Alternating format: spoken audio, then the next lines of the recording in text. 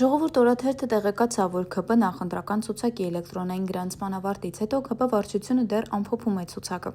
Հիշեցնենք, որ դեռևս հոկտեմբերի 30-ին ՔՊ վարչության նիստում որոշվել էր, որ իշխող ուժից նոյեմբերի 1-ից նոյեմբերի 30-ը կարող են առաջադրվել ցանկացողները։ Ինքնառաջադրման համար անհրաժեշտ էր կուսակցության էլեկտրոնային հասցեին ուղարկել ինքնակենսագրական, իսկ նրանք, ովքեր կուսակցական չեն, պետք է ունենան նաև ՔՊ վարչության առնվազն 1 անդամի երաշխավորություն։ ՔՊ ցուցակում հայտնվելու համար պայքարողները պետք է նաև վճարեն առաջադրման համար կուսակցականները 500,000 դրամ, ոչ կուսակցականները 1,5 միլիոն դրամ։